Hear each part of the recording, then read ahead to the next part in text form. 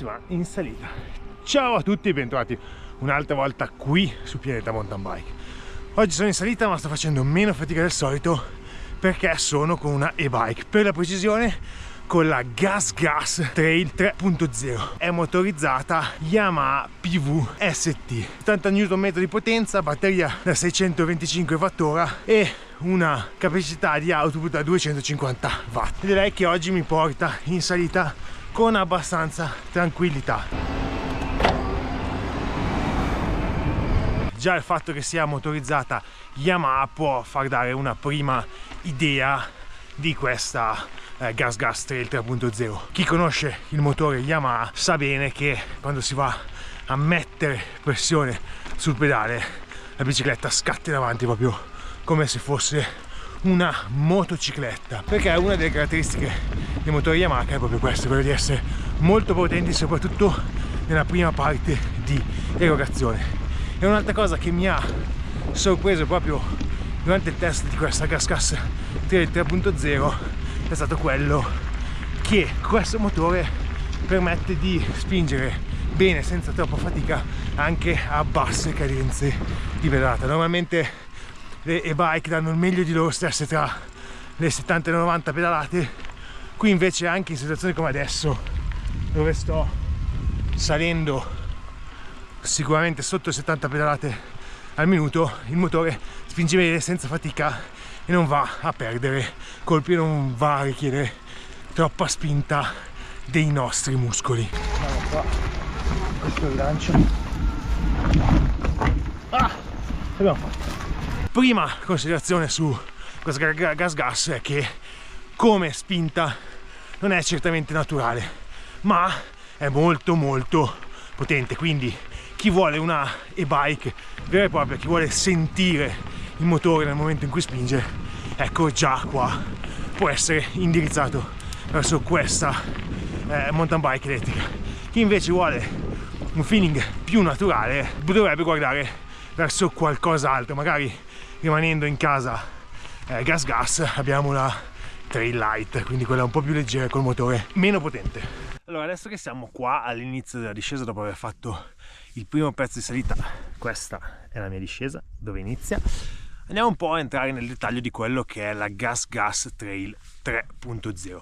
Partiamo dal dire che questa è la top di gamma della linea Trail di GasGas, quindi 150 mm anteriore, 150 mm posteriore. Come vedete dietro di me si nota subito il trattamento Kashima delle due sospensioni, sia della Fox 36, quindi Factory con trattamento Kashima, sia del float posteriore, e quindi abbiamo delle sospensioni di altissima gamma, cosa che nel mondo enduro è veramente importante, perché come ripeto sempre nelle biciclette da enduro una delle cose più importanti è avere delle ottime sospensioni, dei buoni freni, ma per quanto riguarda la trasmissione invece si può anche andare a scendere un po' di livello, in modo che se si vada a prendere per esempio col deragliatore contro un sasso o una radice o una roccia, quello che è, e va a rompere il cambio, si va a spendere meno nel rimpiazzarlo.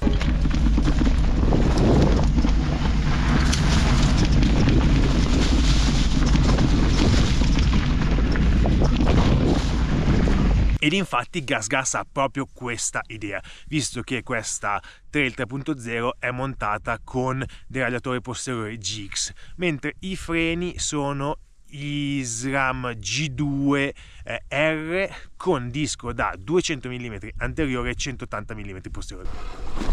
Allora, soprattutto per questi tratti così ripidi, avere il disco da 200 davanti dà una bella mano.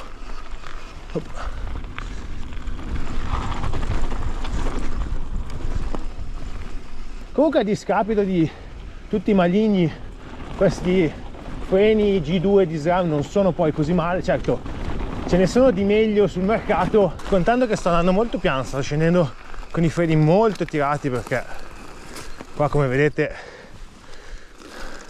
non riesco sostanzialmente a passare con il manubrio, Il peso non è dei più bassi, perché qui non parliamo di una e-bike light, ma di una e-bike full power, quindi una e-bike dove il peso è meno importante, quello che conta è salire super velocemente facendo meno fatica possibile per poi lanciarsi in discesa. Un'altra cosa che trovo particolarmente positiva è la gommatura Schwalbe Nobby Nick, che veramente mi permette tanta sicurezza.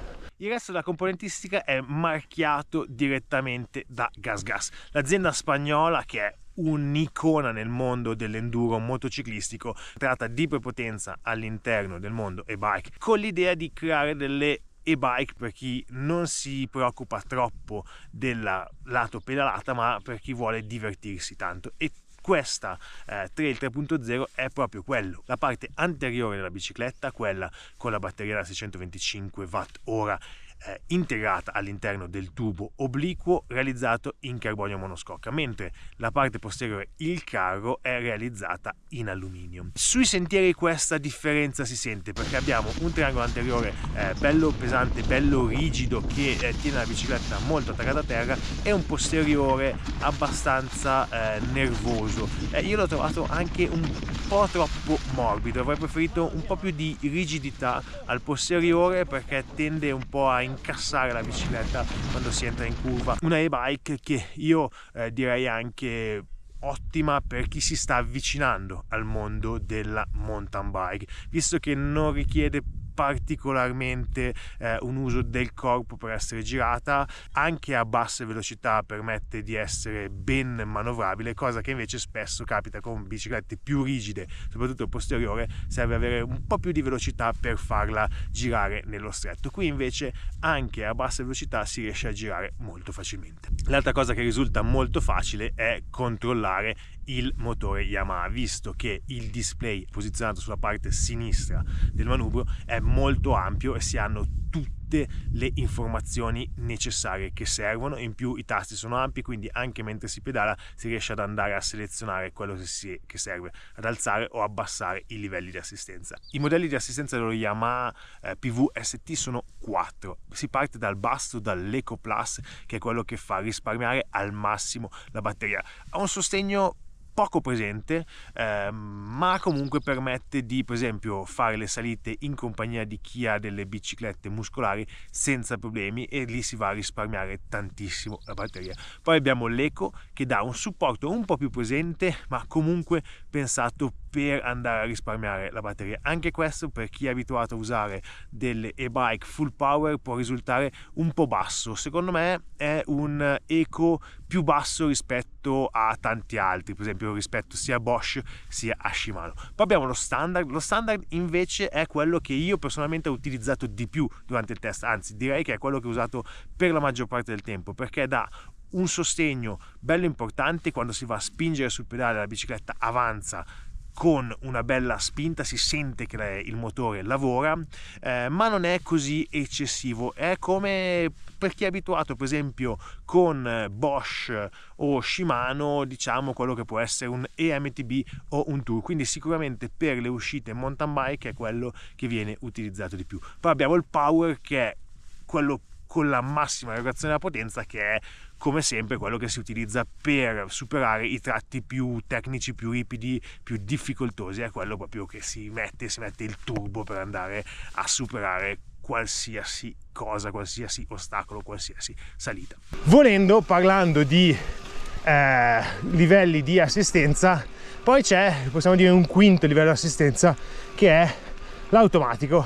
Se teniamo premuto il pulsante alto, invece andiamo nella modalità automatica. In pratica il motore, a seconda di quello che è la spinta che mettiamo sui pedali, va a decidere il grado di assistenza che ci serve. Io l'ho trovato abbastanza comodo, anche se in tanti frangenti forse spinge un po' troppo, soprattutto in pianura, e quindi tendenzialmente ho sempre preferito utilizzare lo standard, ma questo è un buon sistema. Consuma un po' più di batteria rispetto a quello che secondo me si riesce a fare utilizzando manualmente la scelta delle impostazioni di assistenza. E questo è il work mode. Sostanzialmente la bici va avanti da sola, molto comodo. Ora salgo in sella, la accendo e mi faccio questa bella discesa. Hop.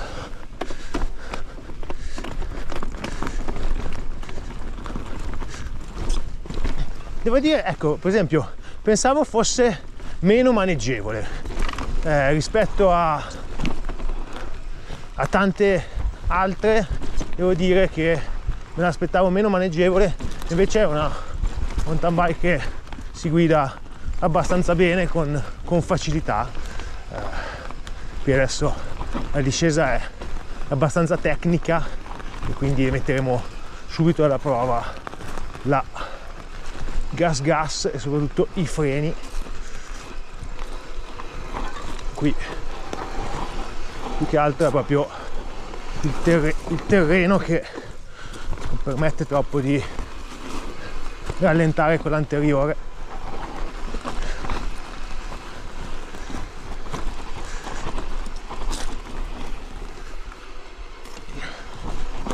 Yeah boy, anche lì c'è stato un lungo, si vede. Beh, di sicuro vediamo quanto vanno in ebollizione i G2, perché qua devo dire che li terrò belli tirati. Yeah boy.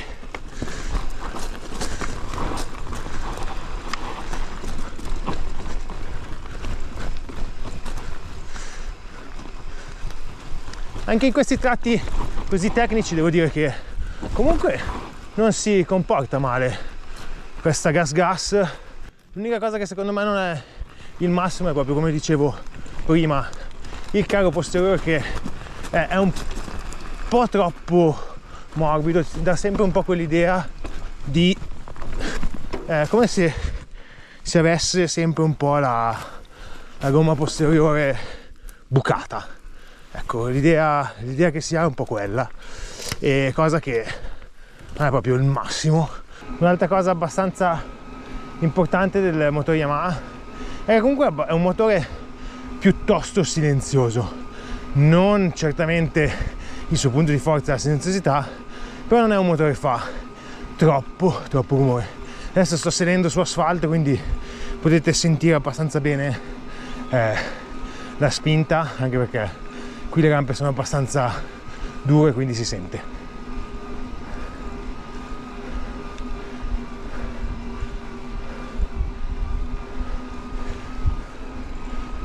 Ecco, è in questi tratti così ripidi in salita che si ha veramente tutta coscienza di quanto sia potente in posizione standard. Vado su molto bene, ho una cadenza di pedalata non altissima e quindi top. Oggi è un giro di scoperta, nel senso ho scaricato una traccia e sto andando a vedere com'è questo giro. Prima parte un po' sketchy, direi. Questo sentierino niente di troppo tecnico, ma super esposto, quindi comunque di quelli dove un po' viene da pensare. E adesso vediamo questa seconda parte com'è. Qui la salita un po' una salita classica dell'Alta Valtellina, quindi larga, ben carrozzabile. Si sta rivelando un bel giro, si sta rivelando il giro perfetto per la Gas Trail, proprio perché in discesa permette tanto, ma quello che secondo me è molto importante di questa bici è che è una e-bike molto facile, alle basse velocità si controlla molto bene, e questo è un vantaggio soprattutto per chi è alle prime armi col mondo e-bike e quindi vuole una bicicletta che anche quando non si va completamente full gas permetta di essere guidata con facilità. Non è leggerissima, però questo proprio perché c'è il motore Yamaha passa un po' di secondo piano, perché essendo un full power e dando tanta potenza è una cosa che può essere bypassata il peso, non influisce troppo sul consumo di batteria, anche se comunque la batteria scende abbastanza velocemente, o più che scende velocemente, il fatto che abbia il display con tanti livelli, quello fa sembrare che scenda più velocemente rispetto a altri. Guarda qua, tecnico con il ghiaccio alla fine, meglio di così cosa vuoi? Un Lucano top, il divertimento. Da qui se non c'è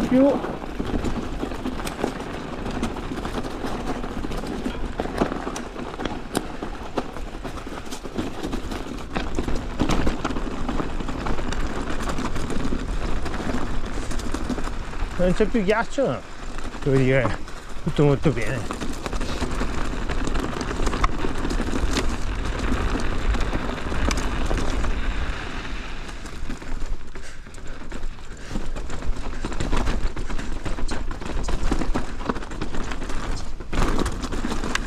È in queste situazioni qua che la bicicletta è molto smooth, va molto bene, ma sembra sempre di avere un po' la ruota posteriore come se fosse bucata. È strano, secondo me questo è il cavo posteriore morbido, cosa che nello stretto lento aiuta, ma quando si alza un po' più la velocità è una cosa a cui bisogna prendere un po' confidenza.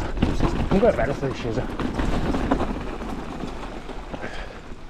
Allora, la sensazione del dietro molle, come si vede da qua dall'ammortizzatore che non è portato l'O-ring fino alla fine, vuol dire che non sono mai andato a fondo corsa, quindi non era troppo morbido l'ammortizzatore. Stessa cosa per la forcella, devo dire che erano più o meno settati abbastanza bene.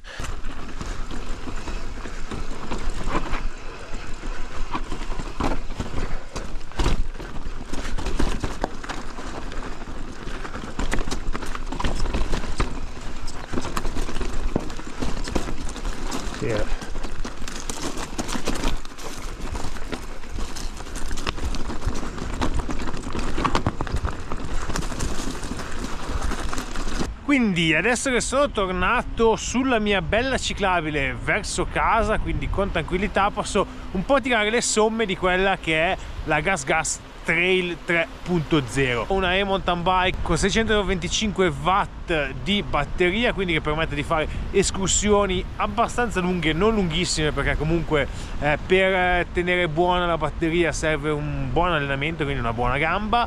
Ma la cosa che secondo me spicca di questa Trail 3.0 è proprio il fatto che sia una EMTB facile da guidare. Non è la bicicletta per chi vuole andare a 200 all'ora in discesa, perché in quei frangenti, quando la velocità aumenta tanto e quando si entra a piena potenza dentro nello scassato, tende un po' a sbacchettare sul posteriore.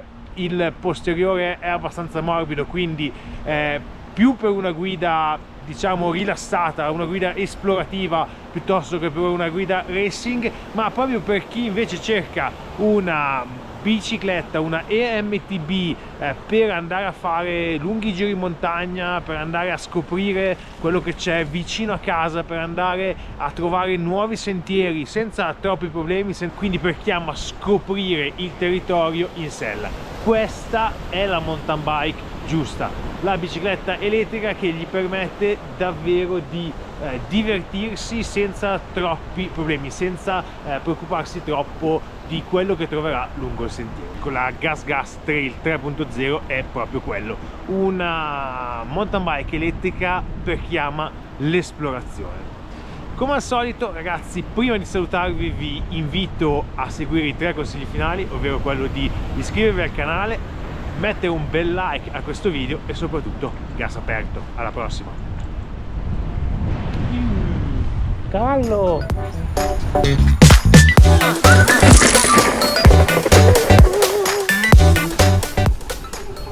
E qui siamo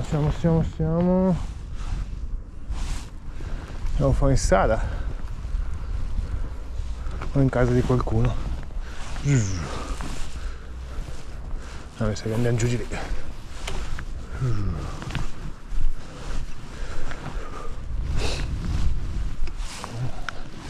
Mi sa che si va giù di lì.